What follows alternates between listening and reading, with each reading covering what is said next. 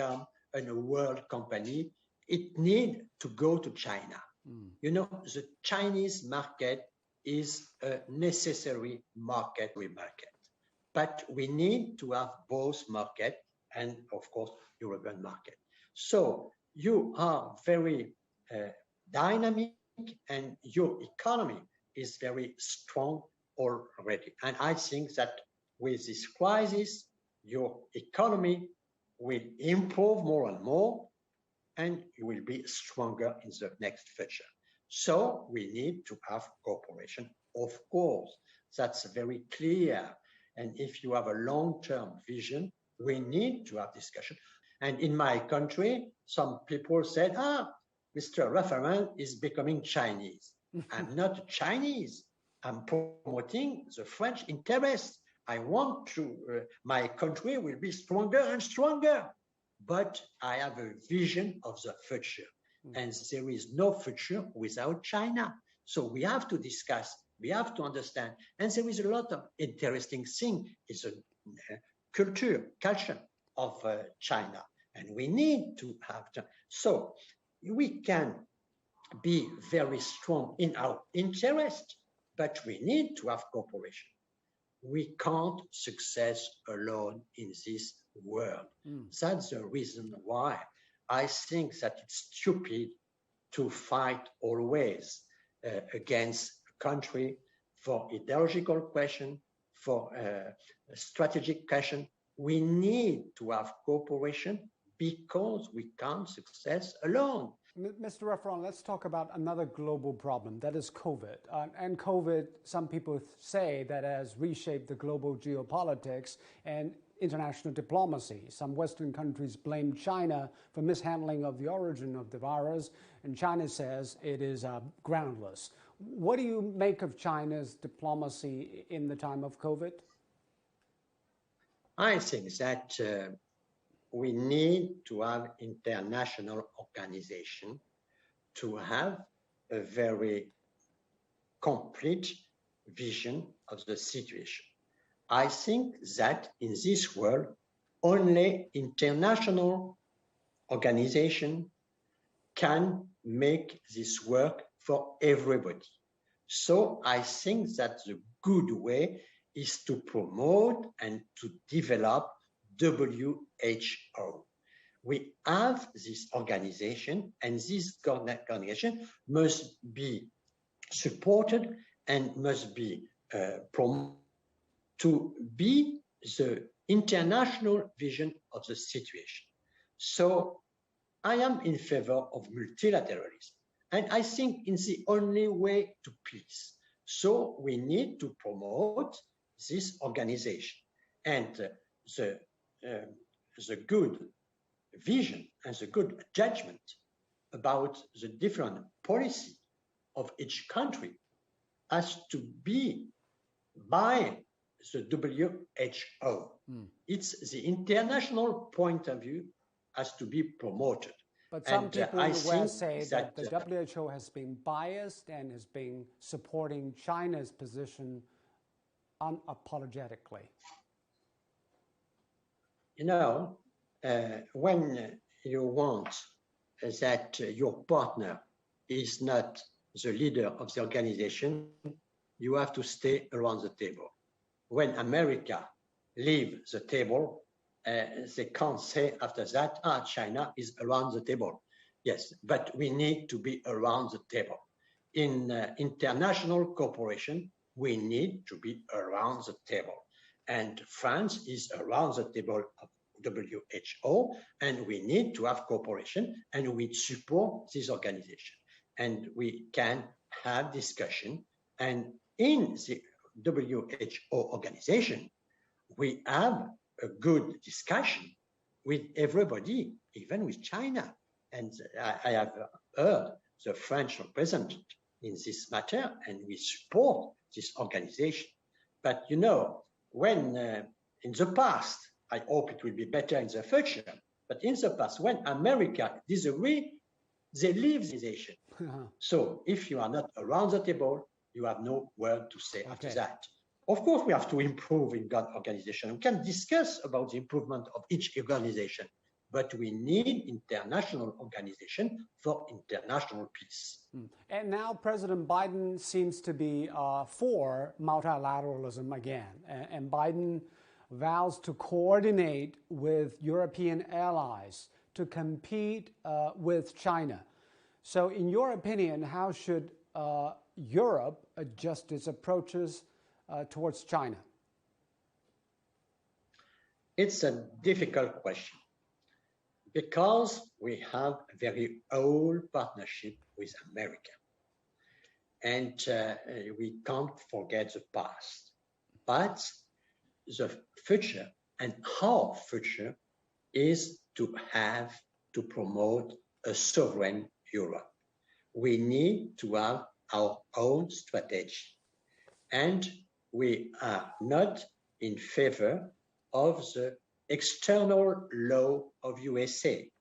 You know, a big company, France, Total, or not as a big company, Peugeot, has to close their plants in Iowa because they can't go in USA if they are in Iowa. You know, it's a very strong pressure for our companies to be aligned with American strategy. So we disagree with this vision. We want to have a good partnership with America, also with China, with Africa, with our partners, but we need to have our own sovereignty. And we need to have this question. But it's not so easy. A part of Europe is very often anxious about what the Russian strategy is. And they always need the support of America. And they are afraid of a risk of war with Russia. And they want to have the support of America. So that's our question. We need to have a strategic security policy in the east of Europe. We need security in east of Europe. And we need to discuss the security between Russia and between Europe. I know that you've met many Chinese leaders before, and you know pretty well about how China is run. And you even asked President Xi to autograph his volume of the book, The Governance of China, Xi Jinping. What is your take on his book and his concept of governance? You know, so the Chinese president gave me his books and with his autograph. His sign. It was a bow for love. You know, in this book, I think, first of all, it's very important when you are in office to read what you want to do for people. Very good French president, Mr. Giscard d'Estaing, wrote a book when he was in charge to explain what is his strategy. And I think it's a good way of working. In this book, there is a clear strategy of China. And it's important for everybody to understand the clear strategy. For example, a lot of people were thinking that China will become just like West countries with the development of its market. But with Xi Jinping in this book, it's clear that the Chinese characteristic of socialism is the main point. And the main point is the leadership of the Communist Party. So it's clear to understand what the country wants to do. It's clear. And in that matter, we have a lot of vision about, for example, innovation. I think it's a very important word in the book about innovation. And there is always very strong words for youth, to ask youth to be innovative and to go in university, innovation center, cluster, and so on, to develop innovation, to invent, to think the future. And I think that the main point in this book is to choose the future, to choose innovation. Sometimes in Europe, a lot of people are thinking that an old country has an old vision. And I would like to explain that we can be a very old country, but you can also have a very new vision about the future. And that's what is read in this book. Well, innovation for future. That sounds a very good summarization of the book. Thank you very much, Mr. Raffran, for your insight. Thank you so much.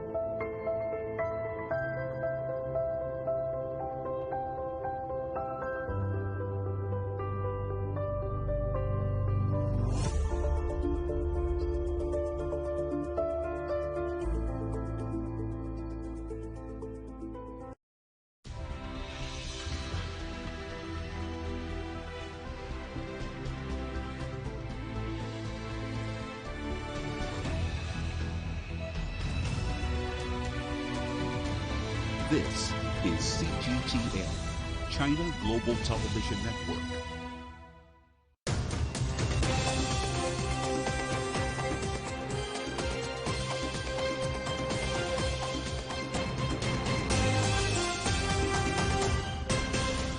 Welcome to World Today on CGTN. I'm Li Qiuyan coming to you live in Beijing.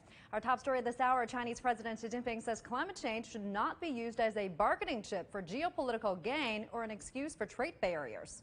He was speaking at a virtual summit with leaders of France and Germany.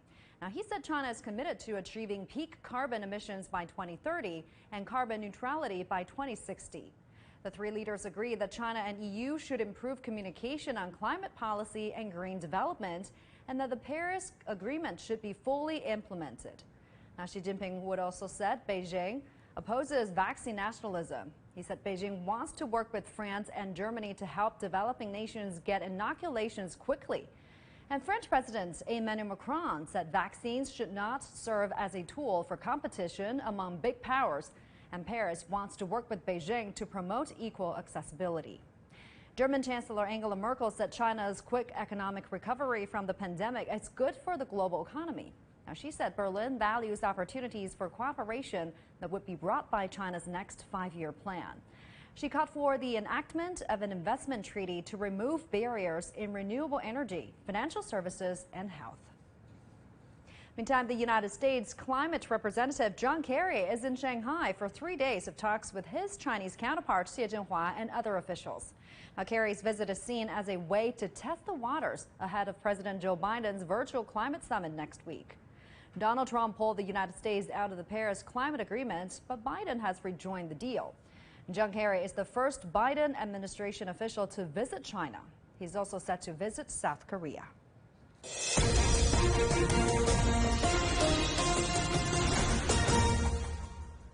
Breaking development, opponents of Myanmar's military have announced a new shadow government.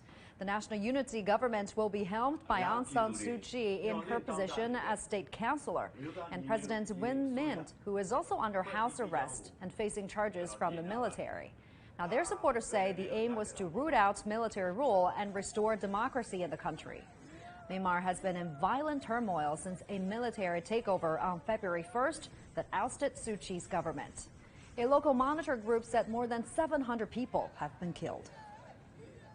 To other breaking news this hour, Iran says it has succeeded in enriching uranium to 60% purity at its Natanz nuclear facility. The announcement from Iran's nuclear chief on Friday comes days after an explosion knocked out power at the site. Tehran has blamed Israel for the blast and said the increased level of enrichment was a response to, quote, nuclear terrorism. Israel has neither confirmed nor denied involvement. Now, countries including Russia, China, France, Germany have been holding talks in Vienna to ensure the U.S.'s return to the 2015 nuclear deal, quit by the Trump administration in 2018. As for 8 people have been killed in a mass shooting in the U.S. city of Indianapolis on Thursday. 5 others have been hospitalized. The incident took place overnight at a FedEx facility near the city's airport. Authorities have not yet identified the gunman who took his own life near the scene.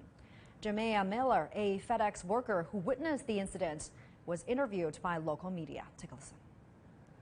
Then we start hearing 6 to around 10 shots. This made me stand up and actually look at the entrance door, and I saw a man with a submachine gun of some sort, an automatic rifle, and he was firing in the open. And I immediately ducked down and got scared. Japanese Prime Minister Yoshihide Suga has arrived in Washington, D.C. on a 4-day visit. Now, he is the first foreign leader to visit the U.S. since President Joe Biden took office in January. The leaders are expected to discuss issues related to the Indo-Pacific region, defense, and diplomatic strategies. Our entire Stern Shima has more now from Tokyo. This is the first time that both leaders meet after the administration transitions in both countries. So it is closely watched how much of a tight relationship, the bond he can establish personally with Joe Biden, and also how much of a commitment he can draw from the U.S. First of all, the U.S. commitment to the Indo-Pacific, which is very important for Japan's diplomatic strategy in the region, and also continued close defense ties and commitment from the U.S. Japan is also seeking enhanced, stronger economic and trade cooperations, diplomatic relations with China. So the Japanese media is closely out watching how Suga can navigate between these diplomatic challenges. There are other things that will be on the agenda. First of all, Suga wants to thank and also wants to confirm U.S. support for Japan's decision to release the treated radioactive water from the Fukushima #1 nuclear power plant. And also Japanese media is watching what they call the vaccine diplomacy. How much more vaccines Suga can secure from this trip is something that is watched very closely. The media interest here is what kind of wording, what kind of statement will the joint statement include, and also the Suga's diplomatic ability to maintain the strength of the U.S.-Japan relations. Russia says the U.S. will pay a price for expelling its diplomats and imposing new sanctions. The Biden administration announced the actions Thursday. Washington accused the Kremlin of interfering in last year's presidential election and launching a cyber attack on federal agencies. Giles Gibson reports from Washington. The U.S. is expelling 10 Russian diplomats based here in the U.S. capital, accusing some of them of being representatives of the Russian intelligence services. It is also placing sanctions on 32 different entities and individuals that it says were involved in attempts to influence the 2020 U.S. election.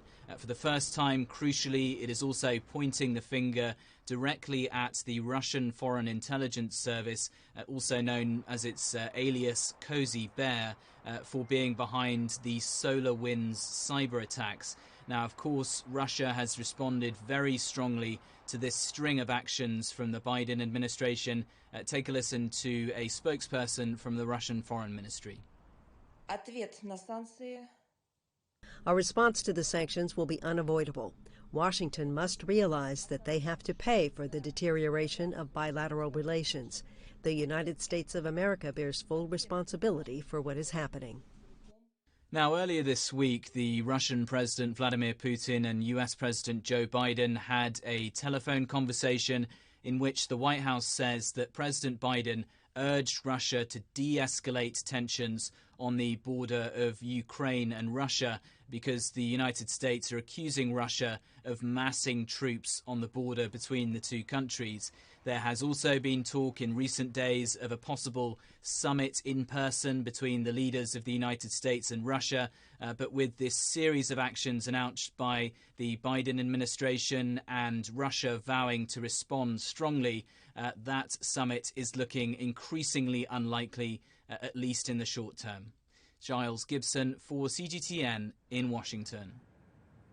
Now, India has reported a second daily record of over 200,000 new COVID-19 cases and 1,185 deaths.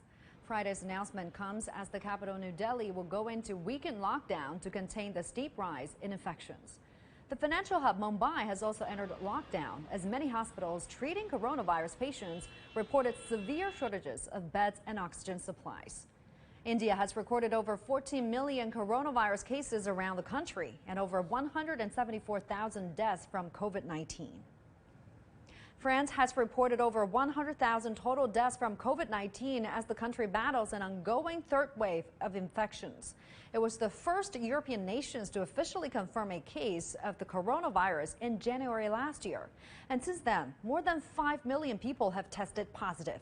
Ross Cullen begins his report with just one of the many lives lost and the heartache suffered by those left behind.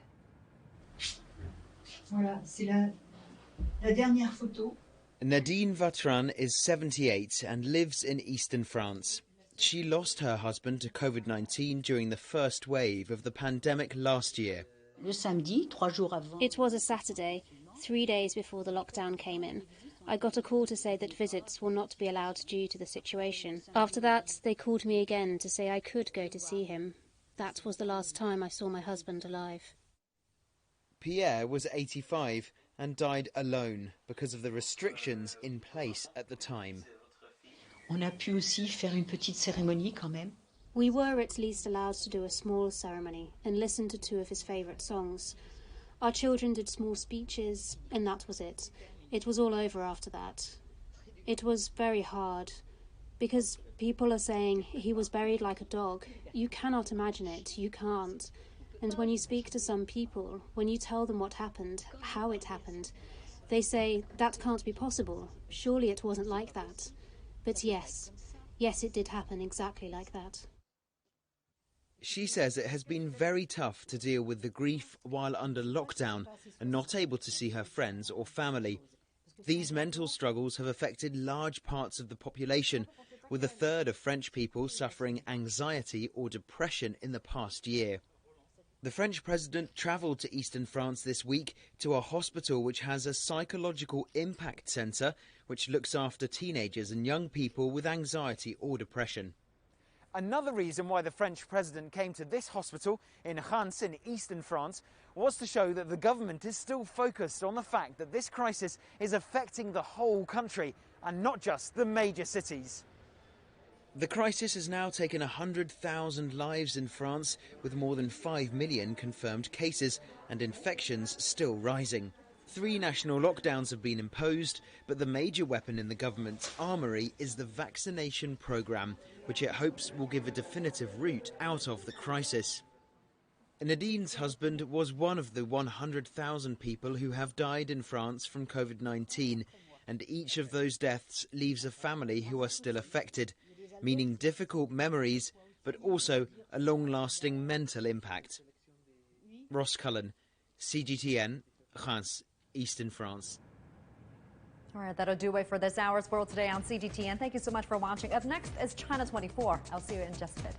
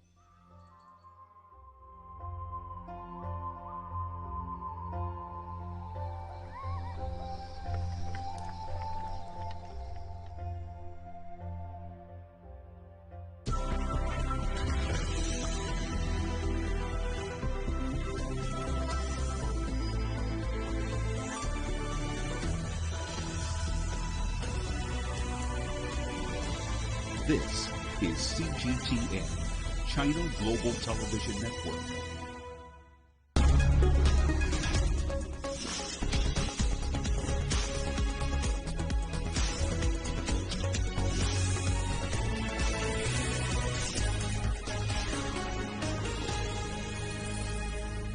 Coming to you live from Beijing, this is China 24, our look at China and its impact around the world. I'm Li Qiuyuan. Let's get started. Coming up, the Chinese president attends a climate summit with European leaders. China says its economic growth in the first quarter surged to a record high.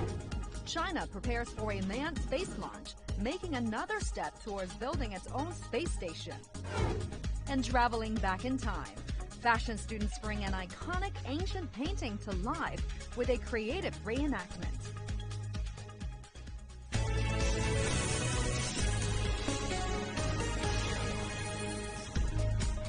Our top story, Chinese President Xi Jinping says China will live up to its commitment to achieve carbon neutrality. Now, he made the remarks at a virtual climate summit with French and German leaders. Guan Chao has the details. Talks between Xi Jinping, Angela Merkel, and Emmanuel Macron focus on climate change ahead of a summit next week of 40 world leaders. In September, Xi Jinping told the 75th session of the UN General Assembly that China would step up its transition to low-carbon development and take more vigorous action to achieve a peak in CO2 emissions by 2030 and carbon neutrality by 2060. At Friday's summit, Xi Jinping said China will live up to those targets. French President Macron said France wants to work with China to help with green development in developing countries. German Chancellor Angela Merkel stressed the three countries' role in tackling climate change and said her country would like to maintain communication on policies with China to help achieve targets. The three sides agreed on the need for multilateralism in the implementation of the Paris Agreement. Guan Chao, CGTN. We're now joined by our reporters Liu Jiaxin here in Beijing and our correspondent Ross Collum in Paris. Great to have you both with us. Let's start with you, Jiaxin. Now, the three countries have previously spoken on joint efforts in talking climate issues on many occasions. But what are the highlights of their talk this time? Yes, Zhou-Yuan.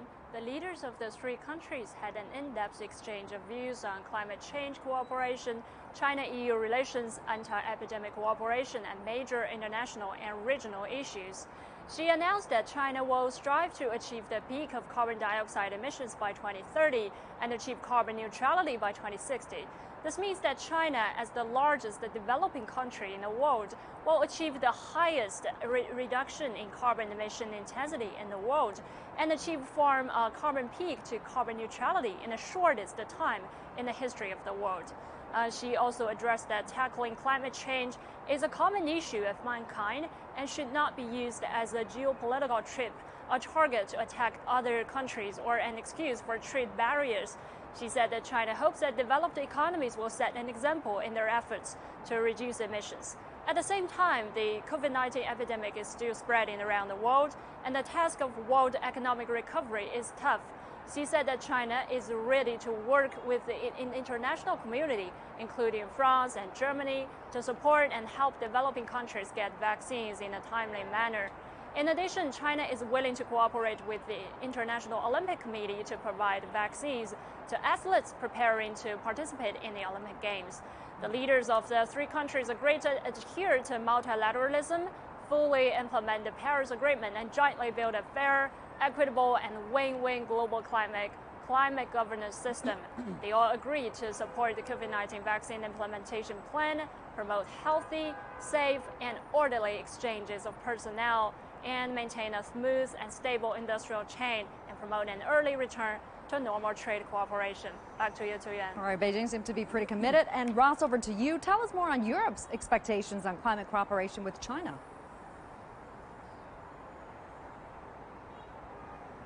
Well, we heard from Chancellor Merkel and President Macron after the talks this morning, saying they welcomed President Xi's commitment to make China carbon neutral by 2060.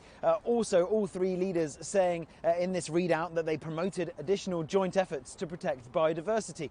This is important because China will be the host of the next United Nations Conference on Biological Diversity in October. China meant to be hosting it this spring, but delayed due to the COVID-19 pandemic. And China has suffered in the past from ecological destruction, increased pollution, increased traffic on rivers and in the sea as well, overfishing, contributing to the extinction of many species, such as the giant paddlefish, the Baiji river dolphin, other species like the pangolin, the most trafficked mammal in the world, under critical risk, according to the International Union for the Conservation of Nature. So many factors at play when it comes to biodiversity. China, the next host of this summit, as I said, so they touched on that. They also touched on, these three leaders, how they can have cooperation on the green ambition, on the overall climate politics when it comes to being global leaders, but also when it comes to recovering from the COVID-19 pandemic. Emmanuel Macron, the French president, he has said in the past that he wants to see not just France, but as many countries as possible initiate a green recovery from the coronavirus pandemic. Here in France, one of the ways that is happening is through increased focus on renewable energy. Here's a report that we did on one of the wind farms that has been built and is operating in the east of France. The winds of green change are blowing in France. Turbines spinning in the late winter sun, symbols of a growing renewable energy landscape. I remember when I was a young kid, I used to watch some movies or even some, anime where there were wind turbines, and it was looking like the future.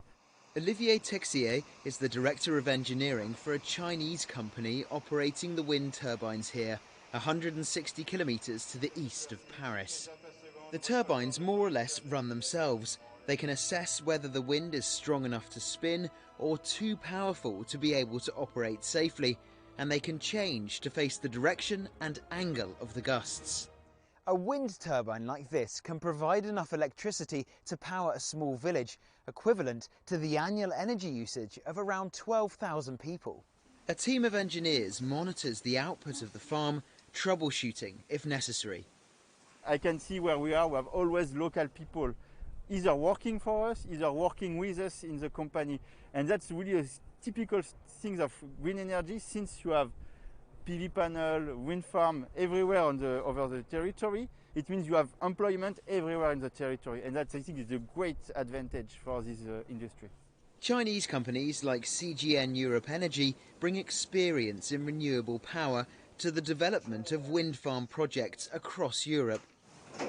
China is one of the world's biggest producers of carbon emissions, but it also makes more than 70% of all solar panels and half the world's electric vehicles.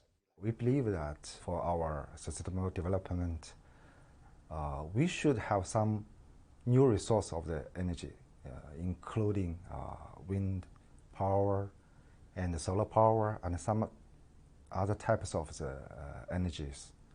And all these can change our energy diversity. This can help us to have a bright future. The International Climate Agreement in 2015 was signed in France, and the government is keen to showcase the country as a model of green policies.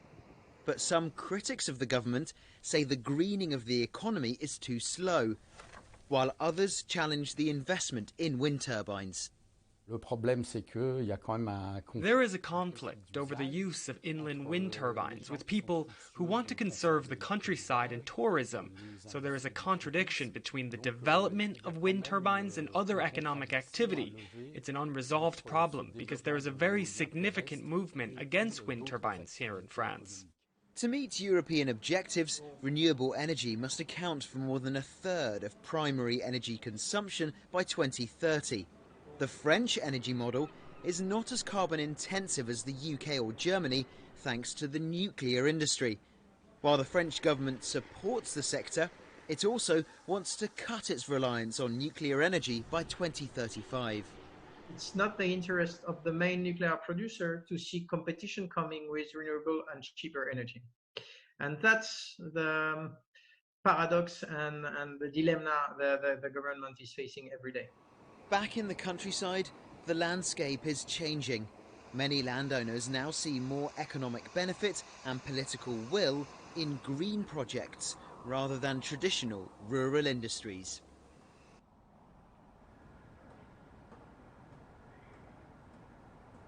Well, as we heard there, China is a world leader when it comes to the production of solar panels, the production of electric cars, also, unfortunately, one of the world's biggest polluters. So President Macron and Chancellor Merkel would have been interested to hear President Xi's thoughts this morning in their three-way video conference.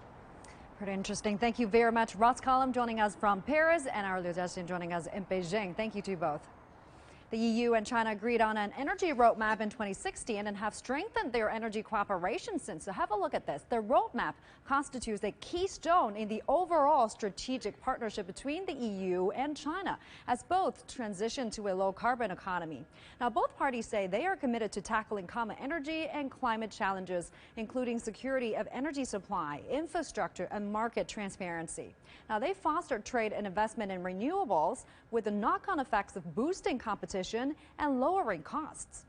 Energy efficiency is also key in their partnership. Both sides are boosting energy efficient appliances and developing energy standards in consumer goods and increasing business cooperation on equal designs. Now, the EU has supported China's increased involvement in international energy institutions and boost joint research and development technologies. Let's put things into perspective. Some insight into this. We're joined by Mr. Shen Yiyang, Director of Inclusive Development Research Center and Senior Energy Consultant at the Asian Development Bank, and Mr. Stefan Schurig, Secretary General of Foundations Platform F20 and Environmental Foundation Michael Otto. Welcome to you both. Let me begin with you, Mr. Schurig. What could the EU and China do together? Because the desire is there, but what can they do toward energy transition and under this progressive regulatory framework? Well, thanks for having me. And the first thing is really to say that China has done a great effort in bringing down the cost for renewables, which is, in my view, leading to the fact that the energy transition is now the most economic option that we have, the most cheapest option. So that's already a huge achievement. With regard to the European-China future relationship, I think there are three things that need to be taken to account. First is, and that point has been made before, really collaborate on protecting natural resource and in protecting the global's biodiversity. This is the second big pillar on every climate effort next to the energy transition. The second one is collaborate and continue collaborating on future technologies. There is obviously a huge need for renewably produced hydrogen, and this is definitely an area where I think those two countries and those two regions should collaborate. And thirdly, really engage on sustainable finance, making sure that the money flows goes into the right direction and not into the wrong direction. And that refers to the upcoming G20 summit this year. There is a clear list of recommendations on the table for sustainable finance, including carbon disclosure, including a price on carbon, and that would be a huge benefit if China and the EU would march together here. Right. And Mr. Shen, let me bring you into this. What do you make the current climate cooperation between China and the EU? I mean, they have discussed the global fight against the pandemic as well as economic recovery. It's a challenging time. Well, I think the cooperation between China and the EU on climate change are very, very important.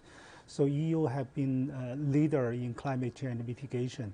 So policy parts, China can learn a lot from the EU partners. On the other hand, from the green finance part, China can also work together with EU partners to promote this clean energy and other clean technology application in China. China, as the world's biggest market on the green tax, can also, give opportunities to the European investors. So in addition, China and the EU can also work together to affect the whole world, especially the developing countries, so-called triangular cooperation, which means the North country, South country like China, and also other, South countries like African countries. This kind of triangular cooperation can do a lot to make sure this global climate change mitigation can really come to real.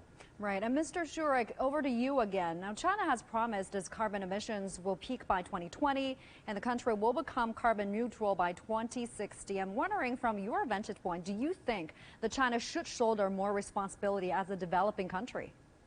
As I see... To Mr. Shurik, please. Okay.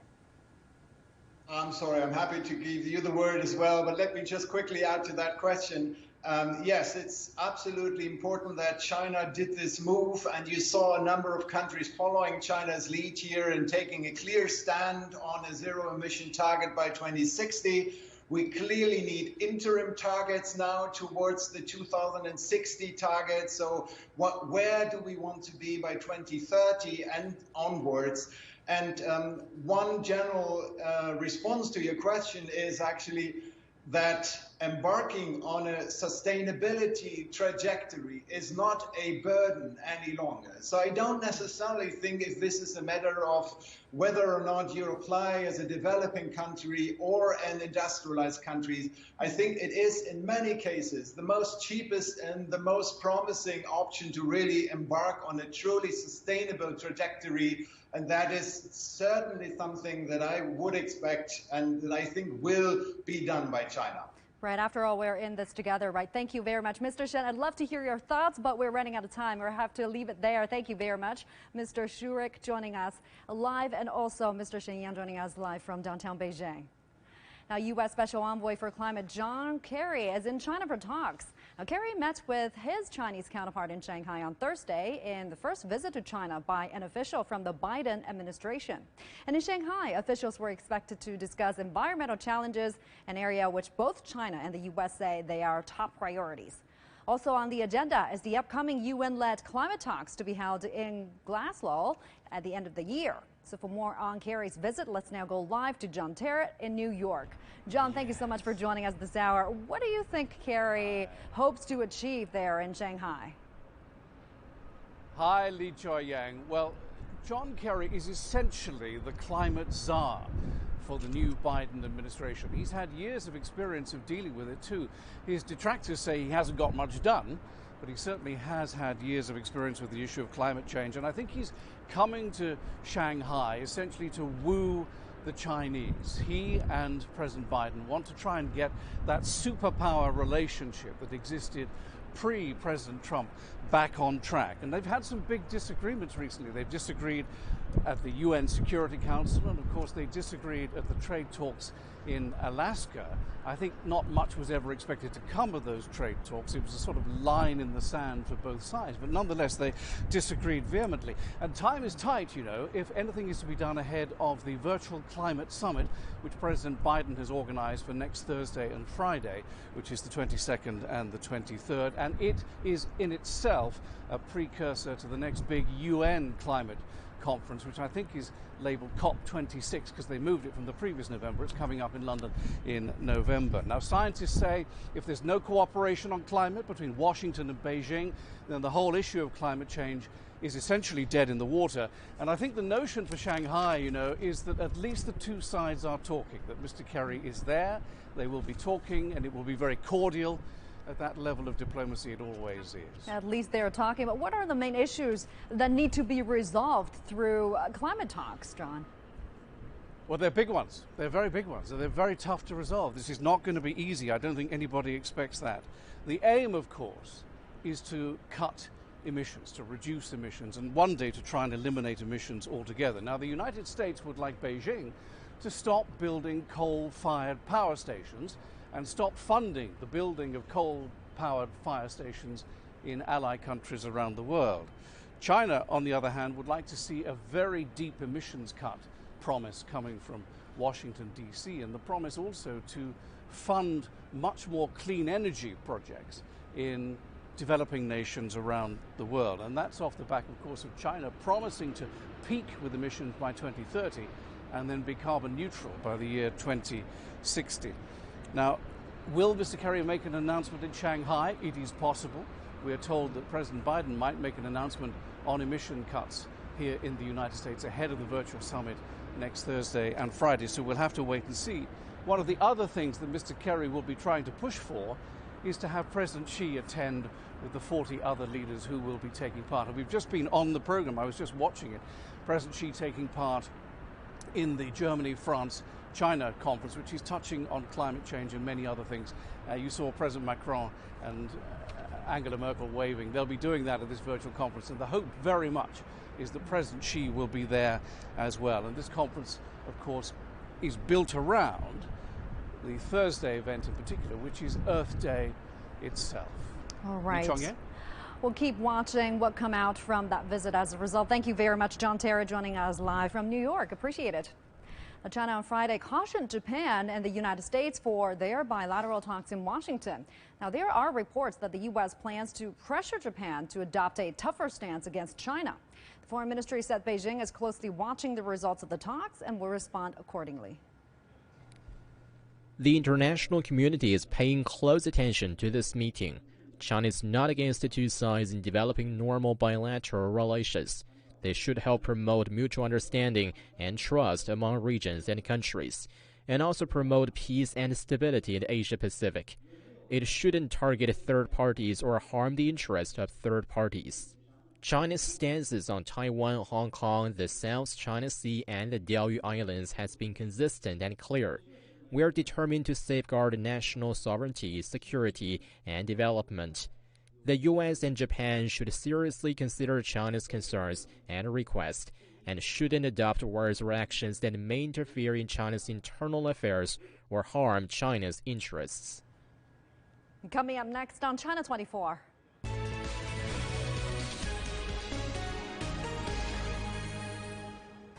China says its economic growth in the first quarter surged to a record high.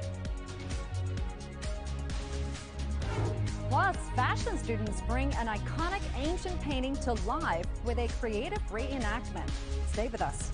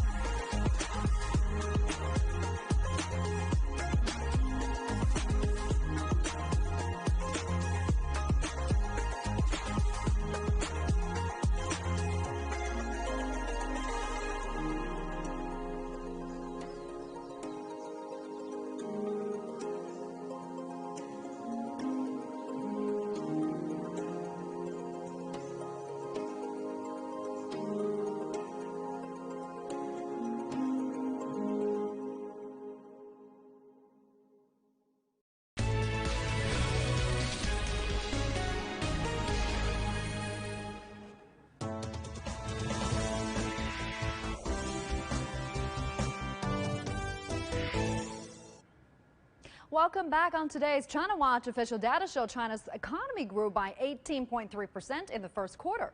The surge is the highest since records began. Authorities say recovery is stable and provides solid momentum for future growth, but they also warn of risks. CGTN's Wang Mengjie has the details. China's National Bureau of Statistics says GDP in the first quarter of 2021 hit more than 24 trillion yuan, up by 18.3% year-on-year. That's the highest year-on-year increase since data was first published back in 1993. An official from the Bureau explained why. It was affected by unprecedented factors such as the low base figure of last year and the increase in working days due to staff staying put during the Spring Festival. The official also gave an update on key industries as well as the state of employment in China. Overall agriculture production was steady, and pig production recovered significantly. The manufacturing industry demonstrated strong growth momentum, and employment was generally stable. While the official expressed optimism about the economic recovery, she also issued caution. We must be aware that COVID-19 is still spreading globally, and the international landscape is complicated with high levels of uncertainty and instability. The foundations of the domestic economic recovery are yet to be consolidated, and long-standing structural problems remain prominent with new situations and issues arising from our development. As part of the next stage of China's recovery, the official called for more efforts in promoting high-quality development to establish firm foundations for the future. 王梦洁 CGTN 北京。 And let's now take a closer look at China's economic performance in the first quarter. As we just heard, the GDP jumped a record 18.3%, and that is following a growth of 6.5% in the fourth quarter last year. Now, the increase is the strongest since records ever began, although keep in mind that the reading is heavily skewed by a plunge of 6.8% last year. Now, retail sales of consumer goods, a major indicator of consumption strength, further spiked. Retail sales went up nearly 40% year on year to 10.5 trillion yuan, and that is about 1.6 trillion US dollars, reversing from a decline in the same period last year. And value-added industrial output went up as well, 24.5%, as factory activities continued to pick up. And in March alone, it jumped 14.1%. The International Monetary Fund projects that China growth will be by about 8.4% this year. Now, to discuss more about this, we have Professor Liu Baocheng, Dean of the Center for International Business Ethics at the University of International Business and Economics with us. Great to have you with us. Professor, what stood out to you from the first quarter GDP report? Well, of course, this is the really starting figure, 18.3%. This is very outstanding, and it's really beyond expectation, although we did have a bottom low in the first quarter of last year. This is really a stellar performance. Of course, this is due to the China's triumph in bringing down the pandemic under control, and people's confidence, both for workers and consumers, have resumed to a very high level. And also during the Chinese government policy by encouraging more workers to stay put where they are, doing continuously all the manufacture work. So that also built a stockpile for China to continue to supply domestic market and also to support the Chinese export. And also export contributes a great deal more. Our export has increased by 40%. Which is really a great contributor to the Chinese economic growth, both substantially and statistically. And so this is also due to the optimism that was really downplayed for the global economy, because people now come to the reality that the global recovery is not as efficient as they have predicted. So therefore, China is there to fill the gap with its economic might and also with its export drive. So this is really a stellar performance.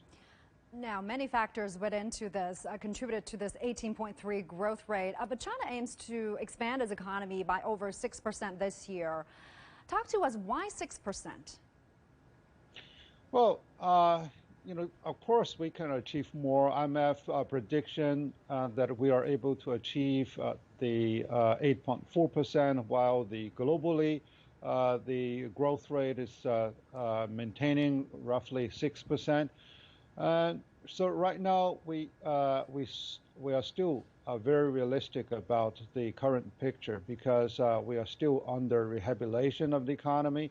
We have not really achieved the activity as high as 2019, and we also have to wrestle with a number of challenges. One positive challenge is that we want to really maintain a high quality level of growth. So by having more added value and by continually to improve the Chinese environmental standard, and that means a cost, at least temporarily, for businesses.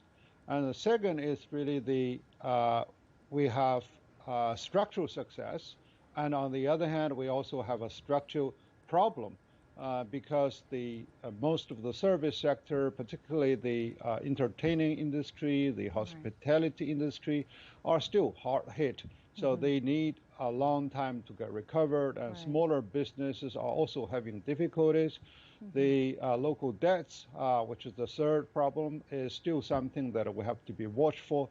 So, to have a moderate level of growth, and we are able to earn the space to continue to improve our economic performance on a high quality. Yes, the quality of growth matters, not just the numbers, right? We have to go here. Professor, thank you so much for running out of time. Professor Liu Baocheng joining us via Skype there. Now, in other news, a court in Hong Kong has sentenced several people who were convicted of organizing and taking part in an illegal assembly in 2019. Now, they include media tycoon Jimmy Lai. Our Zhu Dan reports. Jimmy Lai has been sentenced to 12 months for his role in an unauthorized assembly in 2019, while Democratic Party founding chairman Martin Lee was given a suspended 11-month sentence for taking part in the same demonstration. Jimmy Lai currently remained in jail after being charged under the national security law, was escorted to West Kowloon Court on Friday to hear the sentence. Meanwhile, prosecutors have pressed 2 additional charges against Hong Kong media tycoon Jimmy Lai, including another one under the national security law, as well as the earlier charge of colluding with foreign powers. Jimmy Lai is now also accused of conspiring with his former assistant Mark Simon, national security suspect Andy Lee, and others to collude with foreign powers between July 2020 and February 2021. Prosecutors say the group urged a foreign country or organization to impose sanctions on Hong Kong.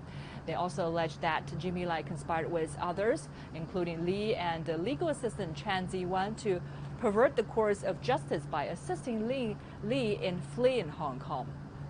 CGTN, Hong Kong. And here's a look at what else is happening across China. China is preparing for its next manned spaceflight mission. The Shenzhou 12 spacecraft has arrived at the Jiuquan Satellite Launch Center in northwestern China, and it's being assembled and tested with a Long March 2F carrier rocket. 3 astronauts are expected to be sent to work on China's own space station for 4 to 5 months, which is set to be fully operational by 2022. A fire broke out just hours ago at an electrical company in southern Beijing. This caused heavy smoke. The fire started from a power transformer room. Firefighters have arrived on the scene. An investigation is underway. A magnitude 4.3 earthquake has rattled North China's Tangshan, which is located on one of the country's seismic belts. Many residents have uploaded videos online of their homes shaking. No deaths or injuries have been reported. Tangshan is about 150 kilometers east of Beijing, and some in the capital say they felt the tremor. Now it's time for our special series, Tides of Change, which is tracking China's maritime economy. Our reporters are exploring the country's coast, looking at live scenery and policies for boosting sustainable development. And today, we are in the coastal city of Yangjiang in southern China's Guangdong province. There, we'll explore a maritime Silk Road museum where the wreck of an ancient ship from the Southern Song Dynasty, Nanhai I, is kept. China's ancient Silk Road history dates back more than 2,000 years, and the maritime trade in the southern China Sea was already developed during the Song Dynasty starting in the 10th century. And in today's episode of Coastal Dynamic, our Zhao Yunfei takes a look at an 800-year-old sunken boat and some of the goods it once carried. Lacquer is a type of artwork known for its unique patterns and smooth feel. For 6 decades, Fu Yizhou has been committed to creating stunning pieces of art. His skills are inherited from previous generations, with the bulk of techniques coming from the Song Dynasty. Thanks to the trade on the Maritime Silk Road during the Song Dynasty, the quality of lacquerware was high. Unearthed pieces of lacquer artwork from the Nanhai I show the exquisite artistic skills of past artists. Researchers are aiming to restore history on this boat by bringing these relics back to life. Archaeological work of Nanhai 1 wreck is currently underway. The sunken boat was pulled out from the sea back in 2007 after being submerged under the water for some 800 years. The Nanhai 1 served as an example of the prosperous trade that took place among the maritime route across the South China Sea. It also tells the story of the crew members' lives on board. The most important relics on the Nanhai 1 are the wreck itself, rather than the goods it carries. At any time in history, it's the transportation tools which indicate the highest standard that civilization and science can reach.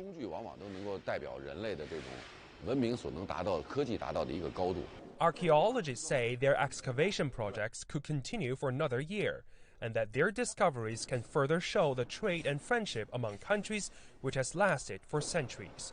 Zhao Yunfei, CGTN, Yangjiang, Guangdong Province. Tomorrow in Tides of Change, we'll take you to the city of Guangzhou, the capital city of southern China's Guangdong province. There, you will see one of the 3 largest shipbuilding bases in China. We'll also take you to see Nansha Port, the largest port in the province, to check out efforts to build a strong marine city. So stay tuned to that. Now, the Communist Party of China has more than 90 million members, and senior officials make up only a tiny portion of that total. The vast majority of members are, in fact, everybody people.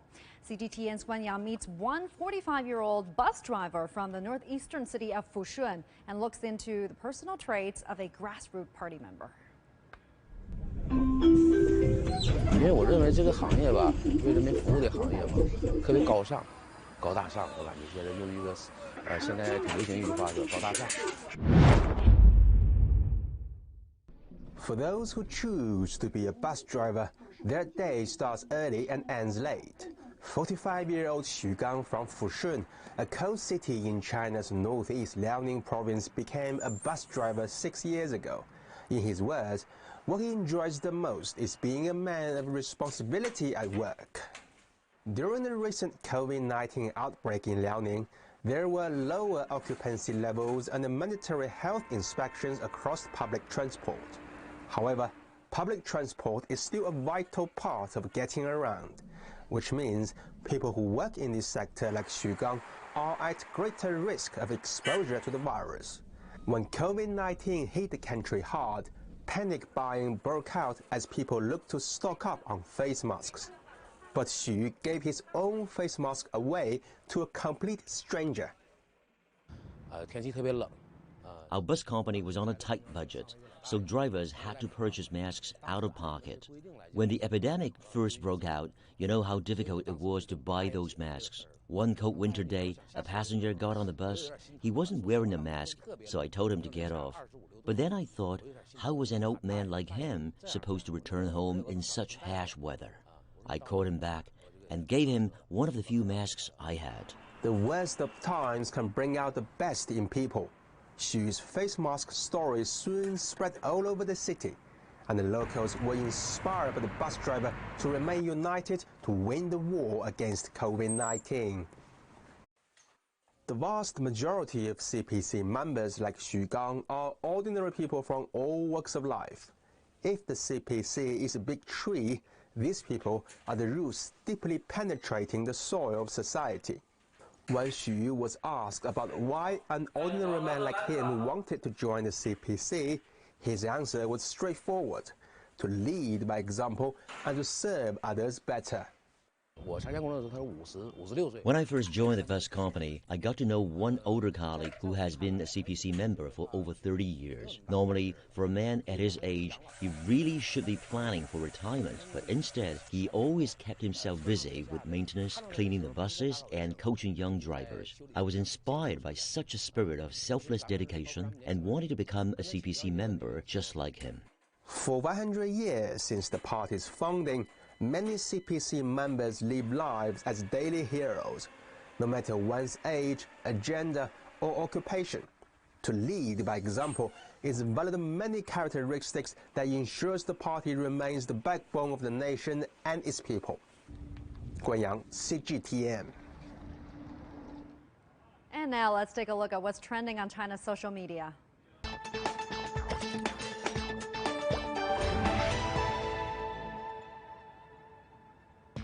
Now, these may look like red grapes, but they are actually cherries. Now, farmers in southwest China's Chengdu cultivated this new variety of cherries and said they are getting really popular.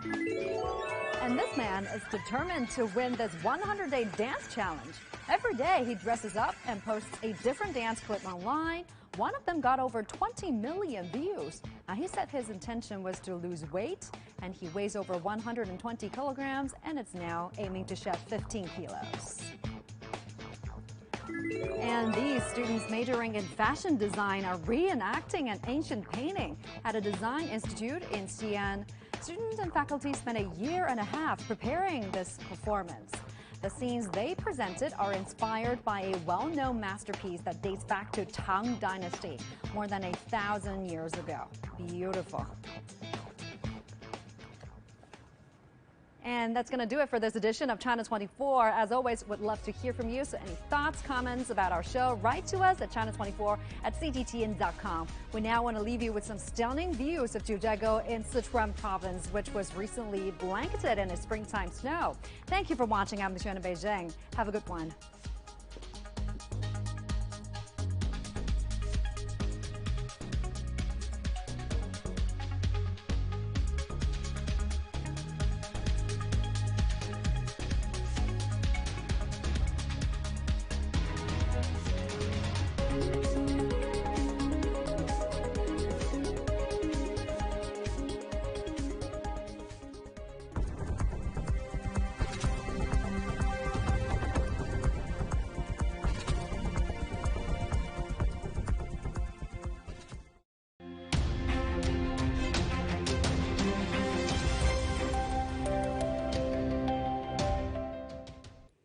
Hello and welcome to the weather forecast. I'm Tierney. Over to China.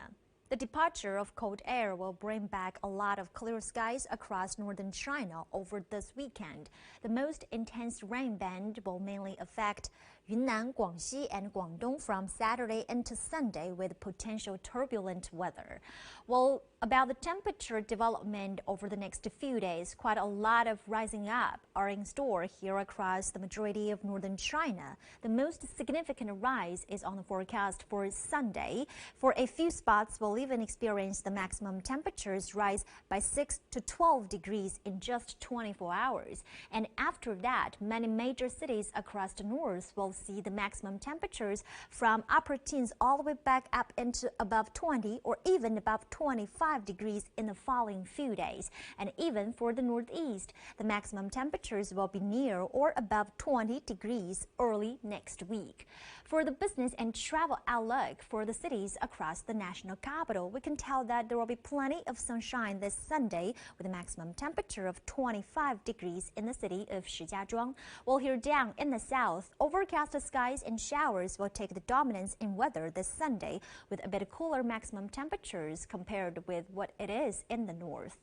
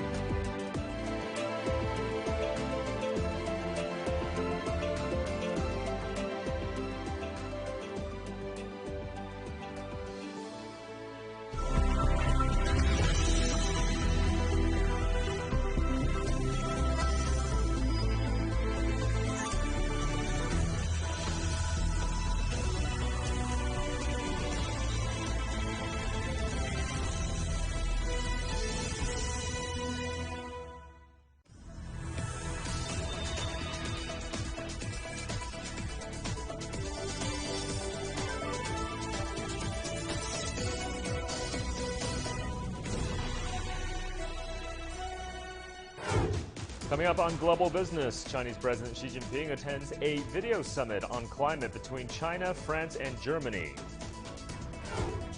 China's economy in the first quarter grows over 18% compared to last year. Taking into account pandemic distorting effects, its two-year average growth stands at 5%. And auto sales in China bounces back in the first quarter versus a year earlier, with Volvo seeing its best Q1 performance ever here in China.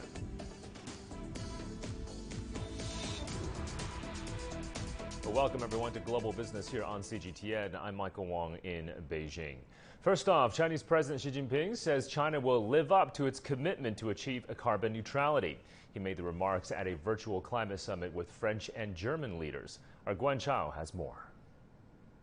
Talks between Xi Jinping, Angela Merkel, and Emmanuel Macron focus on climate change ahead of a summit next week of 40 world leaders. In September, Xi Jinping told the 75th session of the UN General Assembly that China would step up its transition to low-carbon development and take more vigorous action to achieve a peak in CO2 emissions by 2030 and carbon neutrality by 2060. At Friday's summit, Xi Jinping said China will live up to those targets. French President Macron said France wants to work with China to help with green development in developing countries. German Chancellor Angela Merkel stressed the three countries' role in tackling climate change and said her country would like to maintain communication on policies with China to help achieve targets. The three sides agreed on the need for multilateralism in the implementation of the Paris Agreement. Guan Chao, CGTN. Now, for more on the climate summit between China, France, and Germany, let's get to our Ross Cullen, who's over in Paris, and Trent Murray is live for us in Frankfurt. Ross, let me begin with you. Give us the lay of the land first. What's the significance of today's meeting?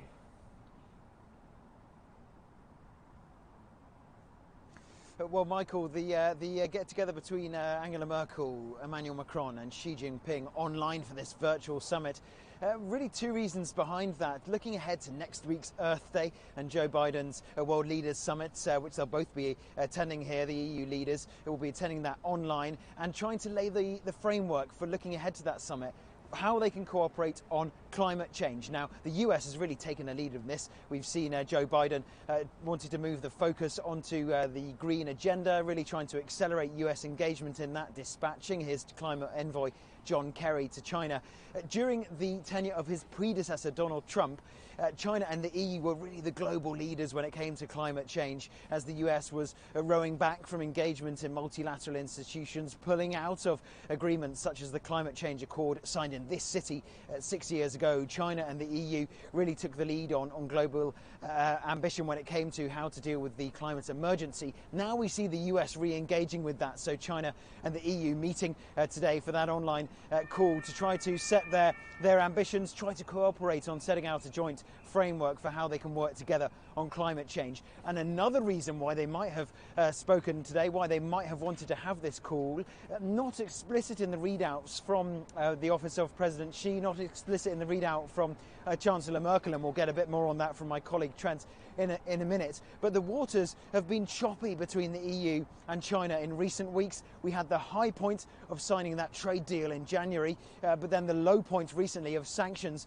imposed by the EU on Chinese officials for human rights abuses in Xinjiang, reciprocal sanctions also from China imposed on the EU. So two potential reasons why they met today, looking for that cooperation on climate change and trying to deal with some of the issues that they have had between them in recent weeks. All right, so Trent, what is the perspective and reaction then from the EU's largest economy and the EU's largest polluter, I might add as well, Germany, on this summit?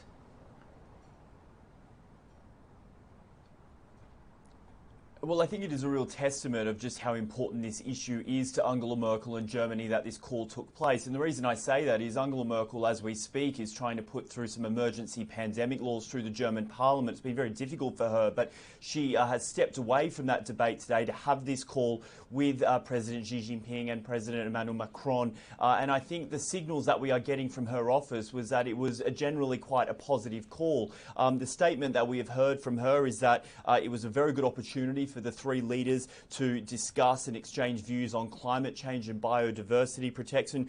She said she particularly welcomed President Xi's commitment to get China to carbon neutrality by 2060. And as Ross mentioned, she stressed she would like to see Germany continue to work with China on exchanging ideas, not just around climate change, but also research and development when it comes to renewable energy, for example. A lot of links between German companies and Chinese companies when it comes to researching alternative sources of energy.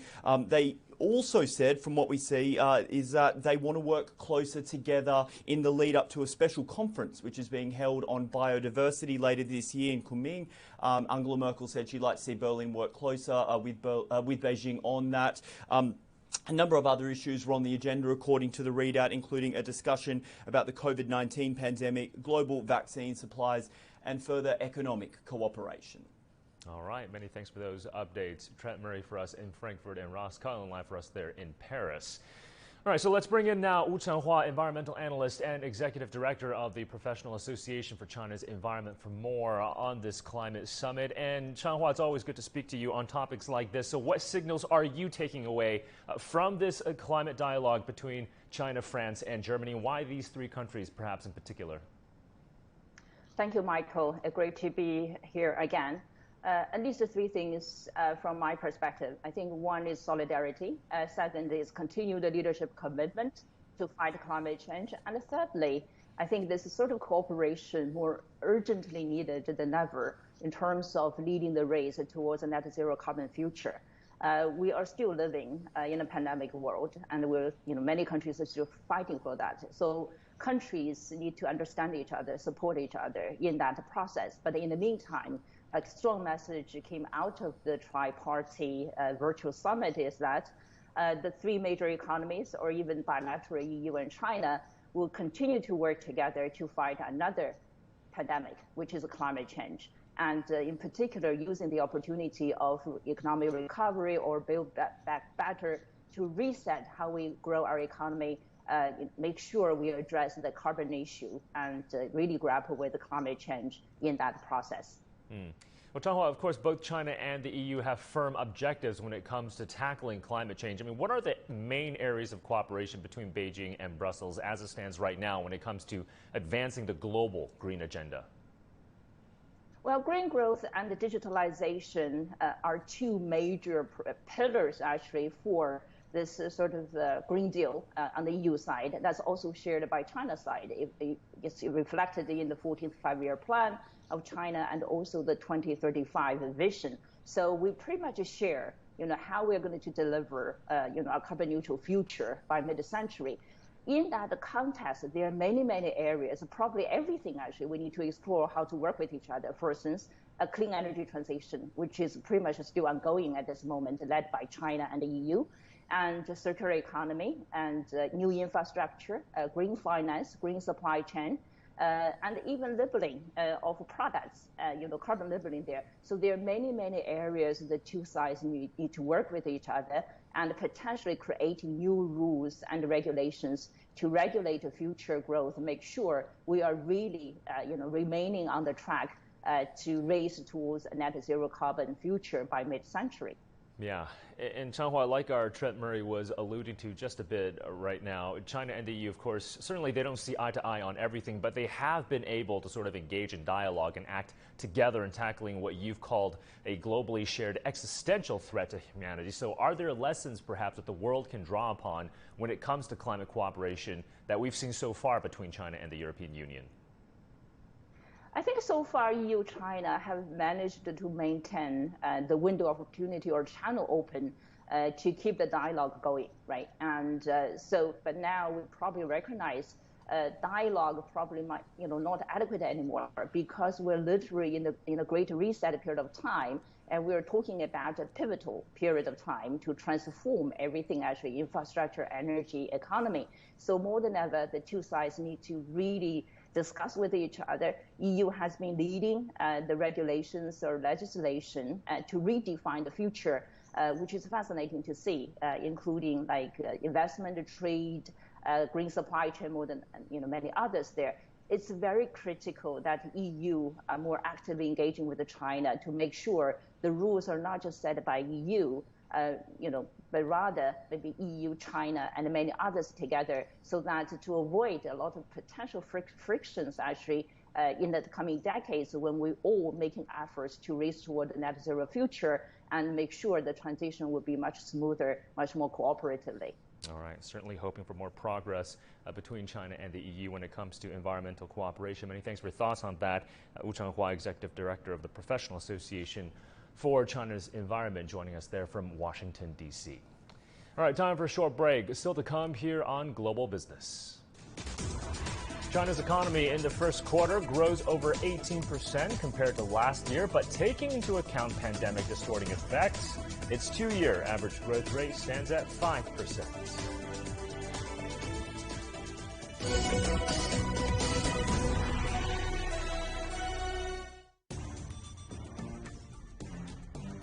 .360-degree profiles of industry movers and shakers, tech mavericks, and policymakers.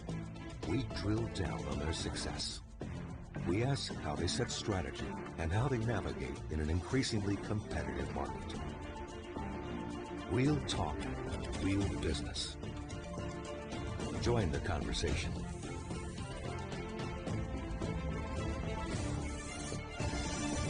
Biz Talk, only on CGTN.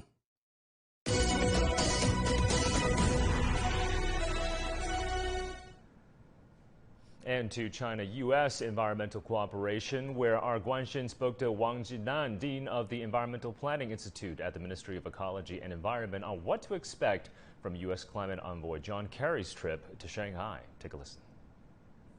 Climate change is currently an important area of China's international cooperation.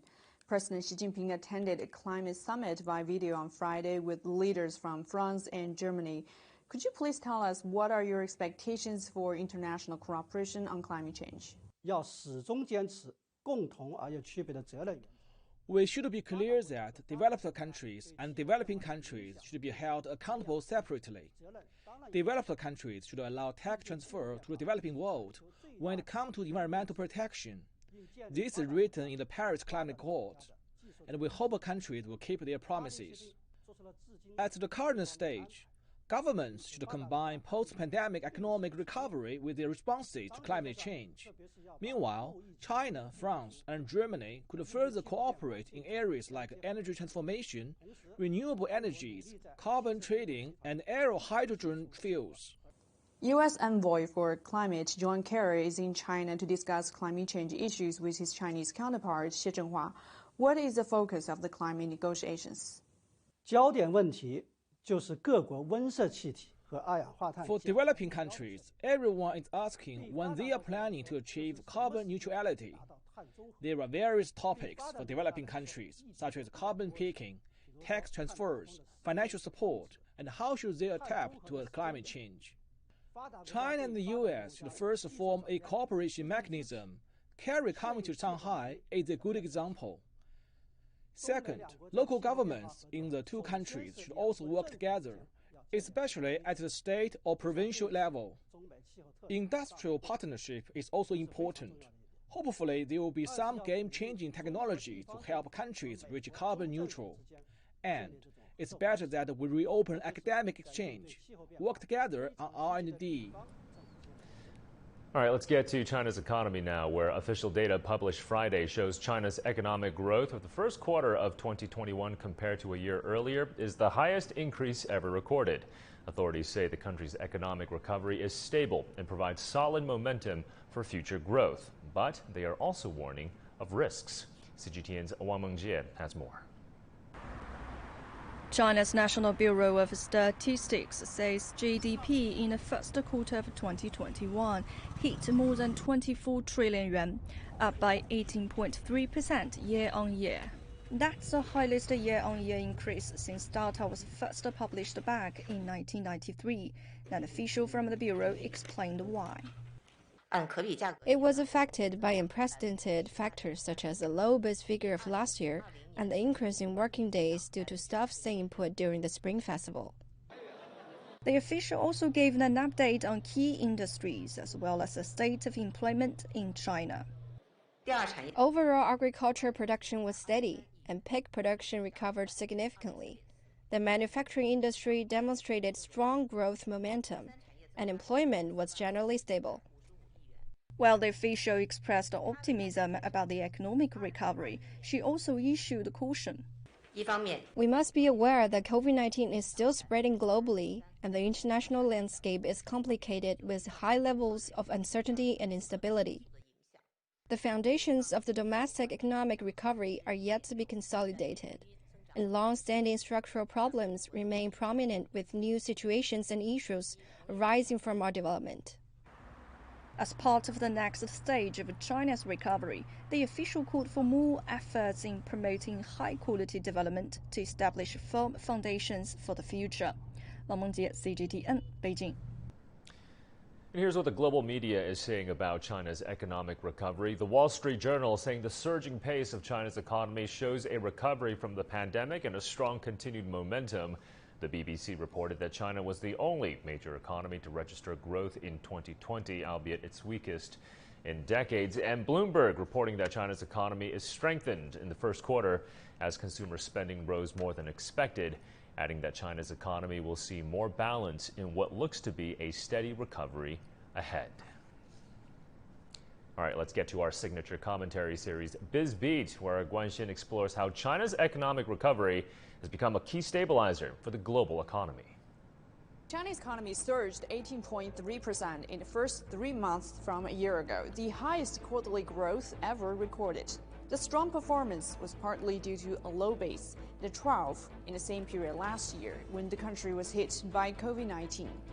Compared to 2019's first quarter, the GDP growth rate was 10.3%, which means the 2-year average growth rate is at 5%. But let's look beyond the headlines for more clues about the trajectory of the world's second-largest economy. China hopes to boost domestic demand as part of its dual circulation strategy, and positive trends are seen in the latest numbers. Consumption lagged economic recovery and is now steadily picking up. The total retail sales of consumer goods in March increased 34.2% year-on-year. Among them, accommodation and catering industries that were hit hardest during the pandemic look back on their feet. And for the first time, March's catering revenue was higher than the same period in 2019, returning to pre-pandemic levels. Meanwhile, imports in March increased 27.7% year-on-year, outpacing the growth rate of exports for the first time this year. And this suggests domestic demand is constantly strengthening. China's continued supply-side reforms are underway. The industrial structure is optimized, with production and investments of high-tech industries outpacing the average. The utilization of industrial capacity reached its highest level since 2013. First quarter logged 77.2%, which means more outdated capacity has been eliminated. Meanwhile, the service industry continued to be a major driver of economic growth, contributing to 50.9% of GDP growth in the first quarter.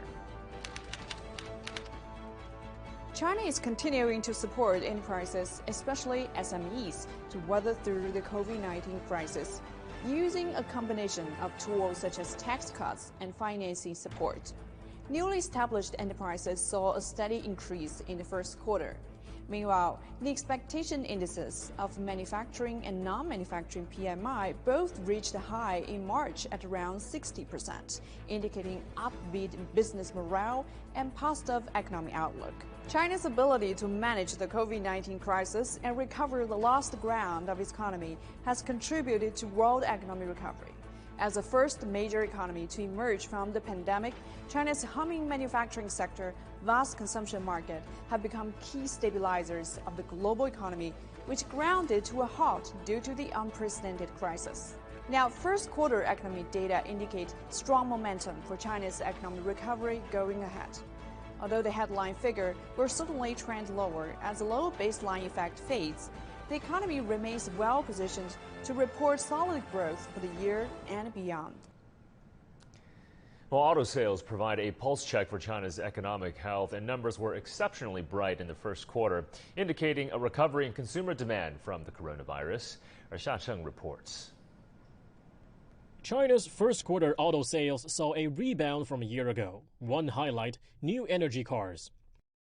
Volvo was one of the outperformers, with products ranging from sedans and SUVs to plug-in hybrids and pure electric cars.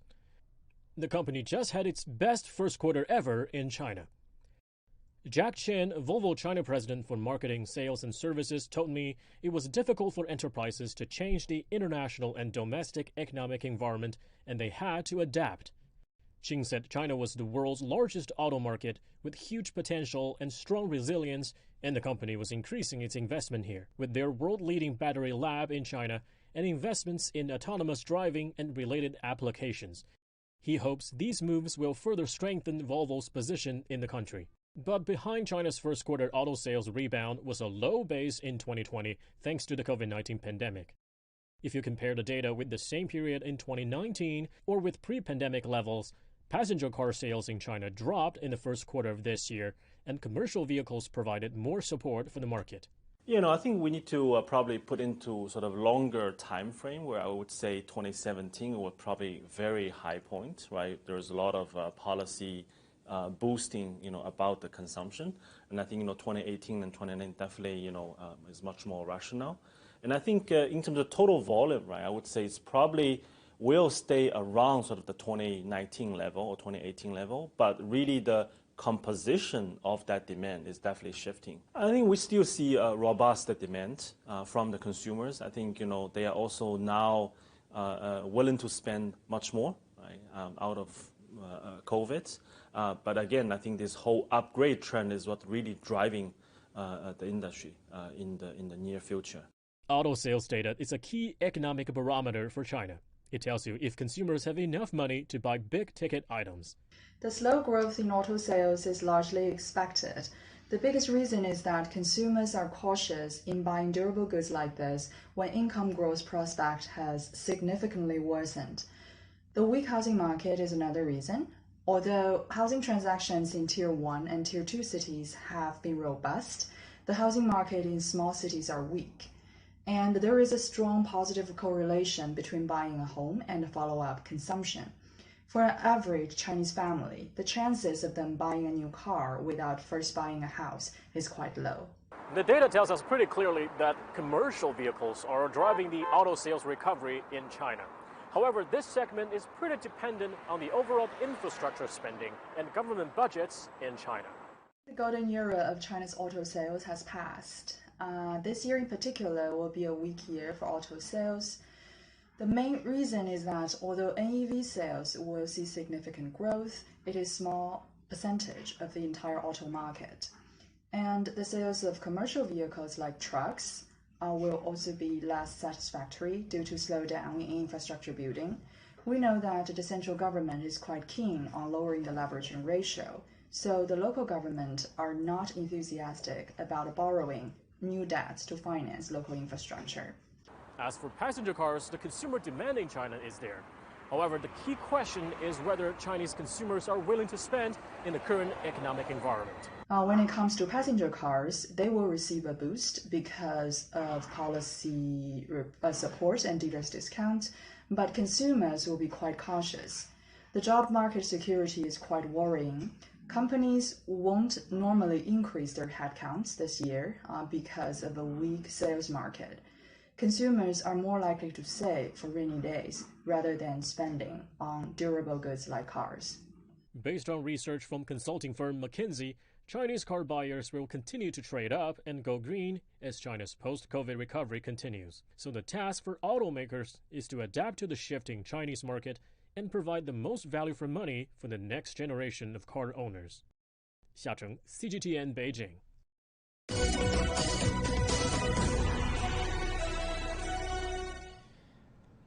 All right, let's get an update now on European equities and how Brexit is impacting the city of London. Angeline Ong is live for us in London with more. So, Angeline, European stocks advancing this Friday. Take us through the major movers first, and how long do analysts actually think this rally can last?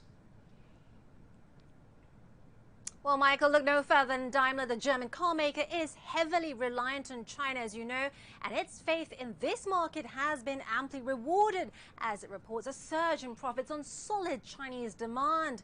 And it's not the only company benefiting from robust demand in China. L'Oreal's first quarter sales rose by more than 10%. However, its performance elsewhere was underwhelming, sending its shares lower. Across the rest of the market, stocks have hit a new all-time high. Pundits' warnings of a pullback and overstretched valuations have so far fallen on deaf ears. The market cap of global stocks now stands at around $90 trillion. Compare that to the $48 trillion low set during last year's slump. As for how long this rally can go on for, well, Michael, analysts can never be completely sure. But one broker told us that with so much positive economic news and robust corporate earnings, there's enough momentum for now to keep this thing going. But as we all know, it only takes one setback to bring the edifice crashing down. Angela Merkel's warning today about an uncontrollable third wave could be just such a trigger. Meanwhile, Angeline, with all the uncertainties brought about by Brexit, we're hearing over $1 trillion of assets have diverted to the European Union from the UK. So where are financial institutions moving assets to the most on the continent? And there could be more pain to come, we hear as well. So how bad can it get? Well, Michael, as the report points out, we're only just at the beginning of Brexit, and while all that money has gone, as well as 7,400 jobs, the report thinks that could be an underestimate. The problem, Michael, is that London has no access to Europe's financial markets, and as experts point out, that access isn't likely to be forthcoming. So cities like Paris, Amsterdam and Frankfurt are reaping the rewards. But surprisingly, Dublin appears to be the big winner. Around 135 companies have relocated there, compared with 102 to Paris. The European Union wants to develop its own financial markets, so it's not going to give the UK a helping hand. So the report says it's probably better for the industry to take the damage from Brexit on the chin and instead focus on adapting the markets to the UK's advantage. So, Michael, what's next for the City of London? Well, most observers agree it's likely to remain the dominant financial centre in Europe for now. But its influence will be chipped away over time if it's not careful. And that means a £26 billion trade surplus in financial services will slowly disappear too. Back to you. All right, many thanks for that update, Angeline, on live for us in London. All right, and before we go, let's check in with our team in London and CGTN Europe's Jamie Owen for a preview of Global Business Europe at 16 GMT. Jamie. Hi, Michael. Coming up on Global Business Europe, a virtual summit with a focus on the environment. President Xi says China is willing to strengthen cooperation with Germany and France to deal with climate change. We'll have the latest on those talks and also all the analysis. Also coming up on the show, world stocks are reaching new highs on China's record economic growth. So we're live on Wall Street for all the latest. All that and more in Global Business Europe. Michael, back to you. See you later. All right, thanks for that, Jamie. Looking forward to all of that on Global Business Europe. But for now, that will do it for Global Business here in Beijing. I'm Michael Wong. The Point with Liu Xin is coming up next.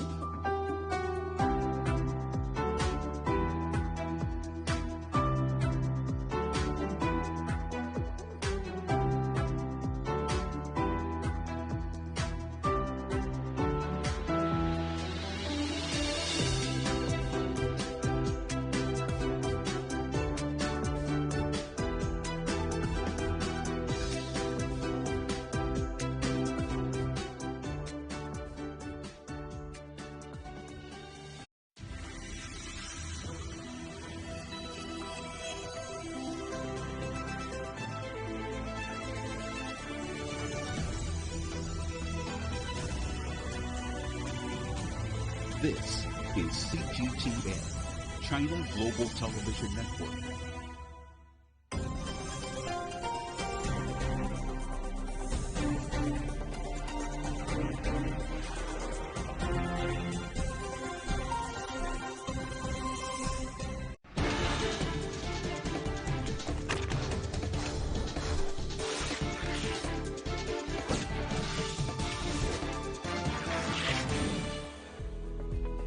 Welcome to Headline Buster, brought to you by The Point with me, Liu Xin. In this segment, I'll dissect stories that are making headlines around the world and talk to my guests to compensate for the missing pieces of the puzzle. So join me in real time by sending us your comments or questions via the CGTN page on Twitter, Facebook, YouTube, or Weibo. If you're watching this live on the CGTN application, email me at thepointwithLX@cgtn.com. Let me know what you think. We air the Headline Buster segment on Fridays at 11 a.m. Beijing time. Do get in touch and I just might read out your comments. This week we're going to talk about a tough topic, hate crimes against Asians. First, let's take a look at some viewer comments on this. By Bill 2018-03, it's a backlash. The Trump administration is accountable for the vicious spike.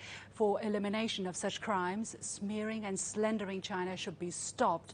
Unfortunately, Biden is still on Trump's track against China.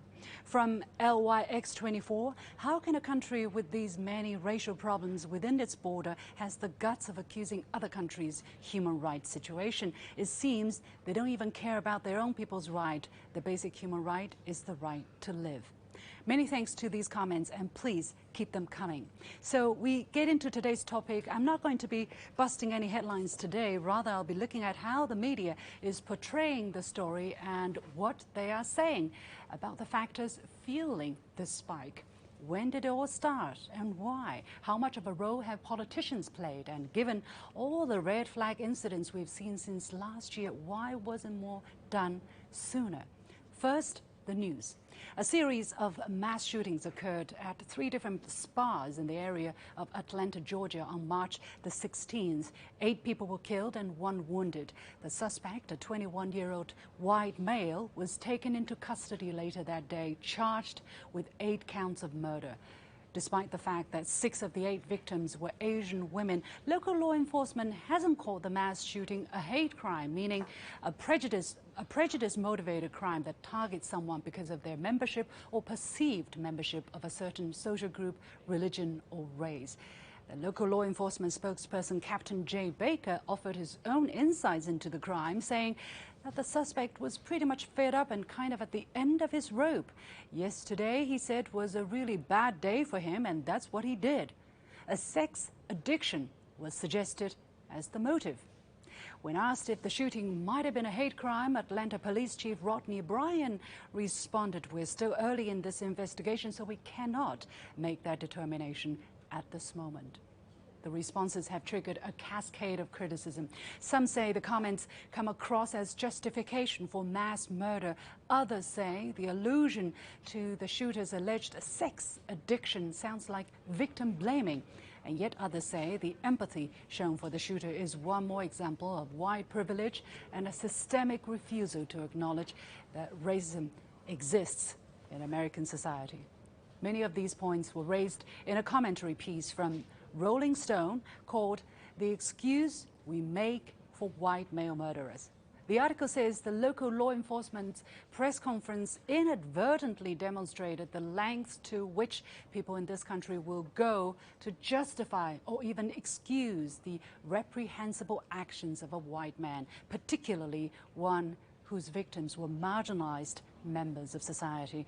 The article adds that by telling the media that the attack did not appear to be racially motivated, the officer, intentionally or not, erased the complex and interlocking issues of racism and misogyny that could exist at the heart of the attack, and that by emphasizing that the victims allegedly tempted the shooter, law enforcement officials made the women complicit and were then also able to downplay any perceived racial biases behind the attack.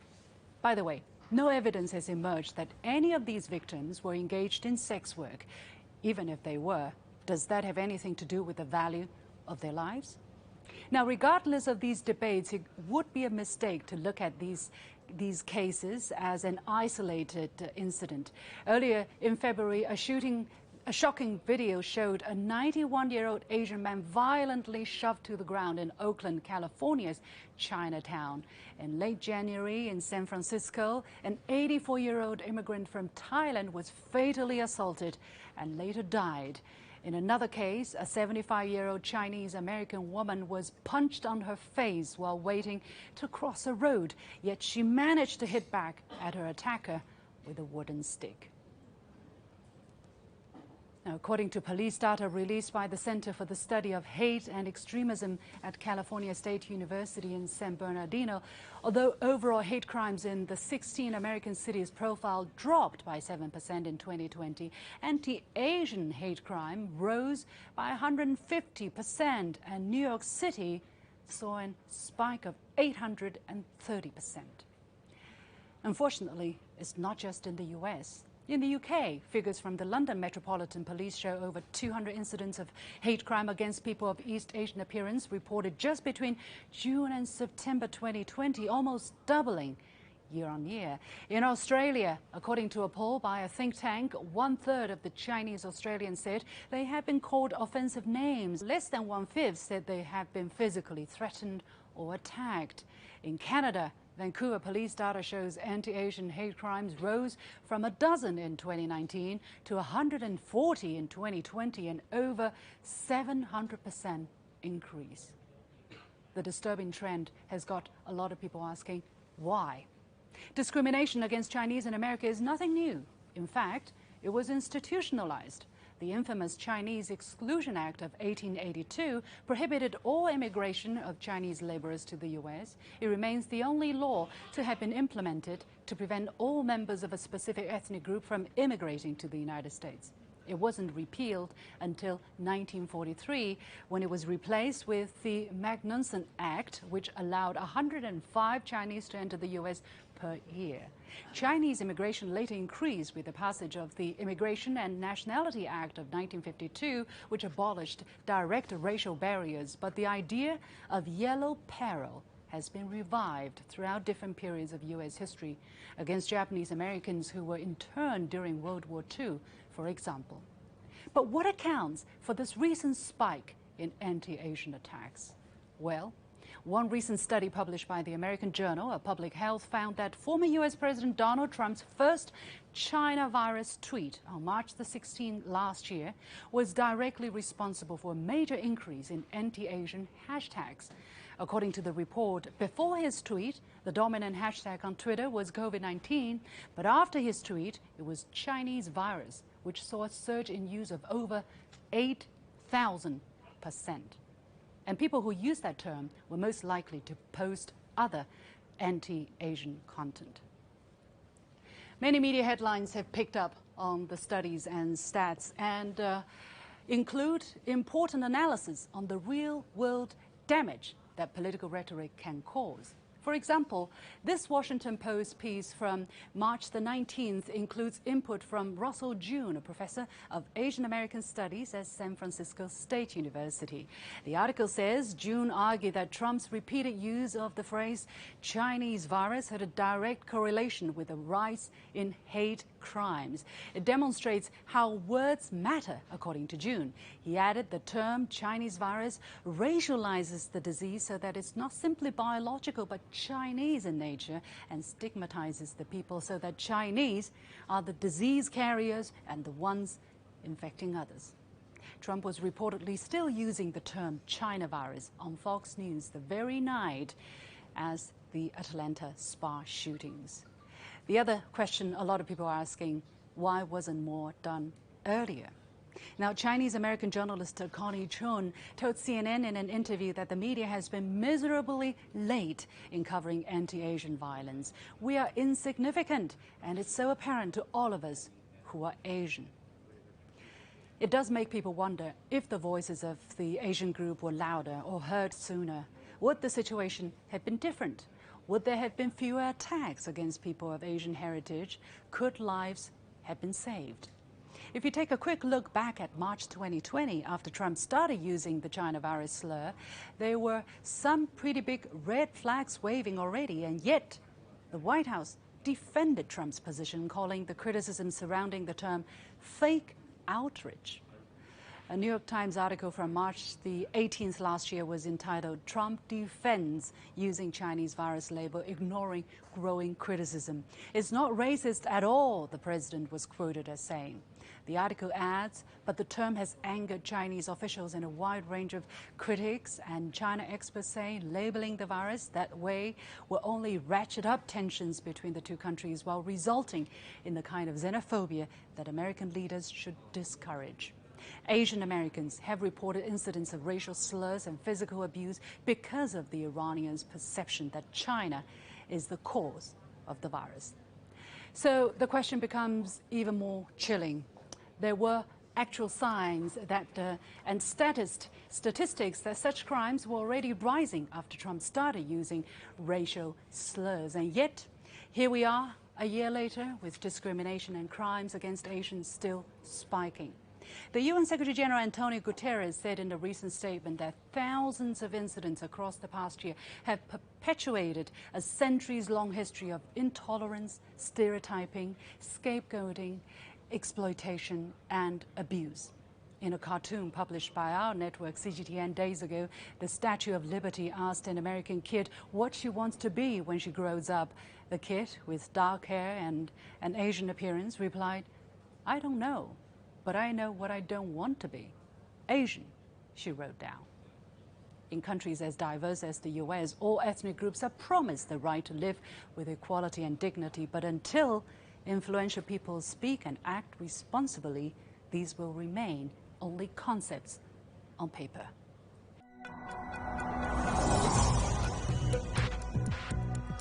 Each day, there are millions of stories. Each one can open new perspectives, new possibilities. Wherever you look, we are there to see, discover, explore. We put the pieces together to find what really matters to you, all around the world, all around the clock. Our reporters are at home across the globe.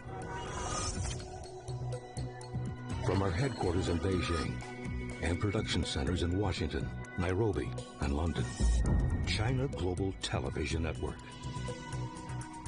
Stories from across the globe, reaching people across the globe.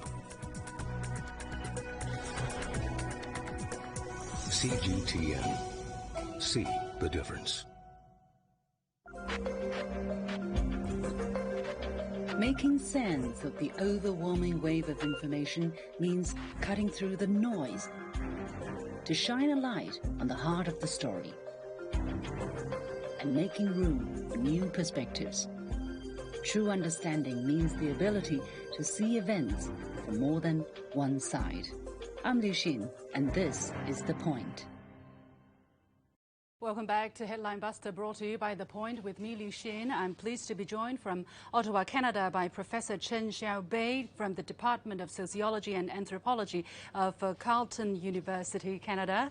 From San Francisco, Andy Young, Vice President of Fujian in the Bay. And from Tokyo, Associate Professor Lim Tai Wei, Senior Research Fellow Adjunct from the National University of Singapore. Welcome to all of you. Let me go to Professor Chen first, and later to Mr. Young. From your personal experience, have you personally encountered any abusive language or physical attacks over the past year? How close to home is this topic to you? Well, thank you for having me. I want to say that in the past year, I've been doing teaching mostly at home online. So I have not personally encountered abusive language.